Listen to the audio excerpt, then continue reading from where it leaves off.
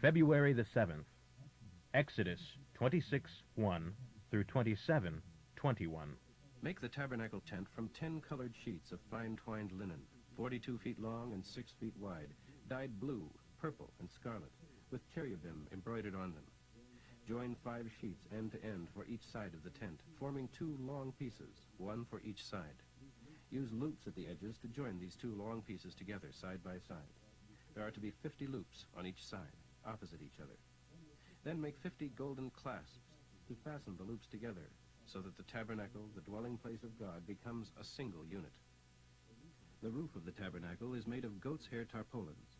There are to be 11 of these tarpaulins, each 45 feet across and 6 feet wide.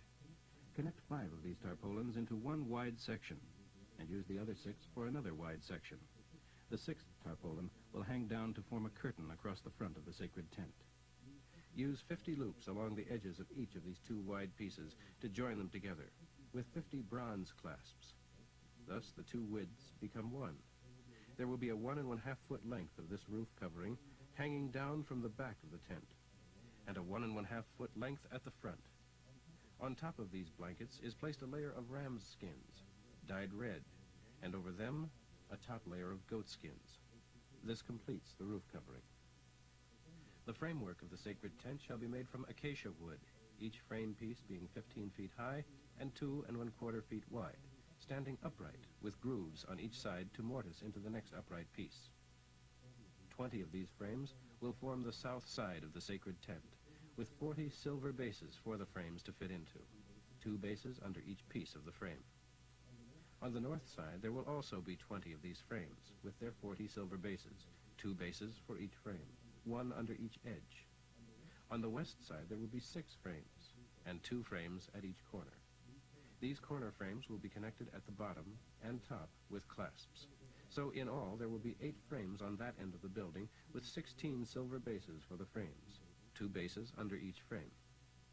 Make bars of acacia wood to run across the frames, 5 bars on each side of the tabernacle. Also 5 bars for the rear of the building facing westward. The middle bar, halfway up the frames, runs all the way from end to end of the tabernacle. Overlay the frames with gold, and make gold rings to hold the bars, and also overlay the bars with gold. Set up this tabernacle tent in the manner I showed you in the mountain. Inside the tabernacle, make a veil from blue, purple, and scarlet cloth, the fine twined linen with cherubim embroidered into the cloth. Hang this upon 4 acacia pillars overlaid with gold, with 4 golden hooks. The pillars are to rest in 4 silver bases. Hang the curtain from the hooks. Behind this curtain, place the ark containing the stone tablets engraved with God's laws. The curtain will separate the holy place and the most holy place. Now install the mercy place, the golden lid of the ark, in the most holy place. Place the table and lampstand across the room from each other on the outer side of the veil. The lampstand will be on the south side of the holy place and the table on the north side. As a screen for the door of the sacred tent, make another curtain from skillfully embroidered blue, purple, and scarlet fine twined linen.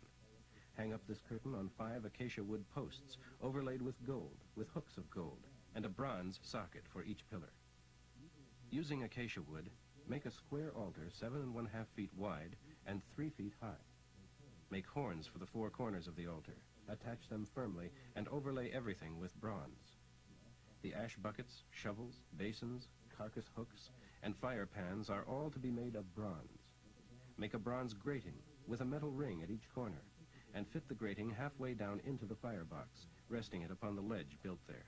For moving the altar, make poles from acacia wood overlaid with bronze. To carry it, put the poles into the rings at each side of the altar.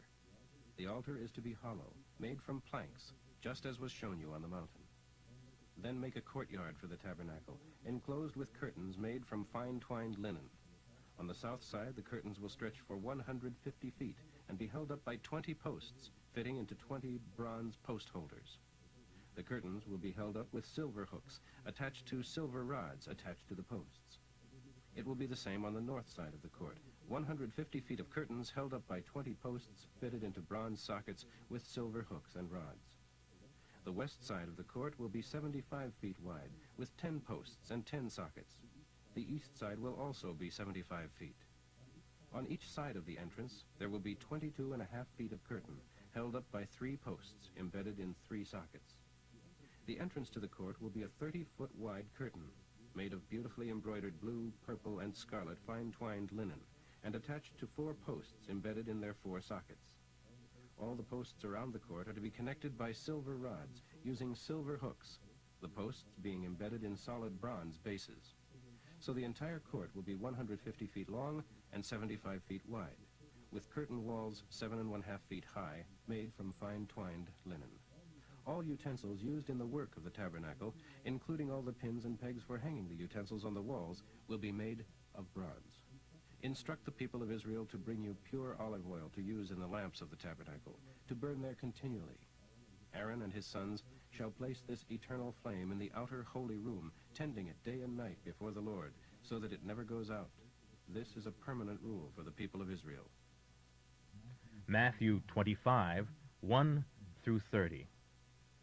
The kingdom of heaven can be illustrated by the story of 10 bridesmaids who took their lamps and went to meet the bridegroom.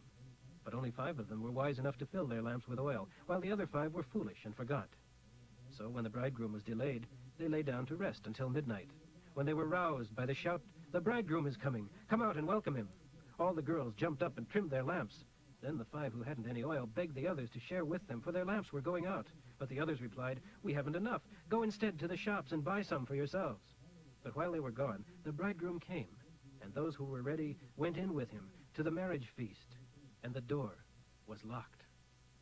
Later, when the other 5 returned, they stood outside calling, "Sir, open the door for us." But he called back, "Go away. It is too late." So stay awake and be prepared, for you do not know the date or moment of my return. Again, the kingdom of heaven can be illustrated by the story of a man going into another country, who called together his servants and loaned them money to invest for him while he was gone. He gave $5,000 to one, $2,000 to another, and 1,000 to the last, dividing it in proportion to their abilities, and then left on his trip. The man who received the $5,000 began immediately to buy and sell with it, and soon earned another $5,000. The man with $2,000 went right to work too, and earned another $2,000. But the man who received the $1,000 dug a hole in the ground and hid the money for safekeeping. After a long time, their master returned from his trip and called them to him to account for his money. The man to whom he had entrusted the $5,000 brought him $10,000. His master praised him for good work. "You have been faithful in handling this small amount," he told him, "so now I will give you many more responsibilities. Begin the joyous tasks I have assigned to you." Next came the man who had received the $2,000, with the report, "Sir, you gave me $2,000 to use, and I have doubled it."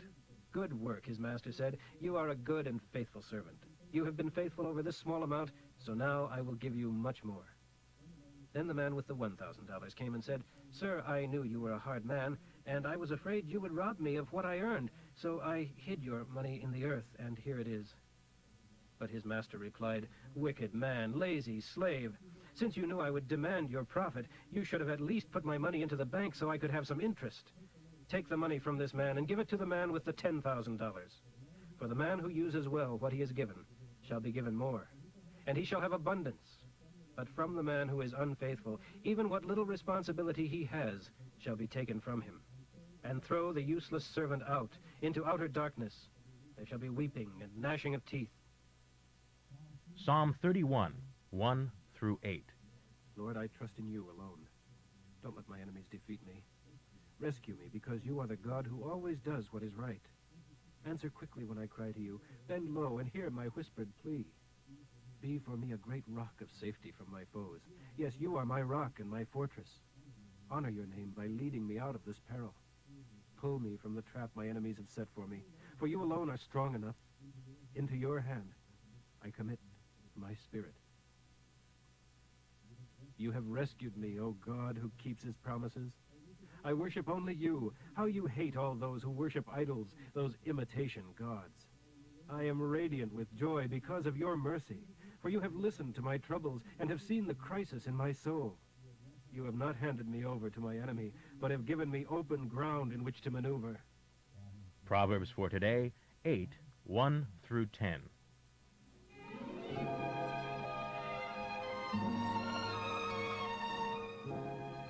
Can't you hear the voice of wisdom? She is standing at the city gates and at every fork in the road and at the door of every house. Listen to what she says. Listen, men. She calls, How foolish and naive you are. Let me give you understanding. Oh, foolish ones, let me show you common sense. Listen to me, for I have important information for you. Everything I say is right and true, for I hate lies and every kind of deception. My advice is wholesome and good. There is nothing of evil in it. My words are plain and clear to anyone with half a mind, if it is only open. My instruction is far more valuable than silver or gold.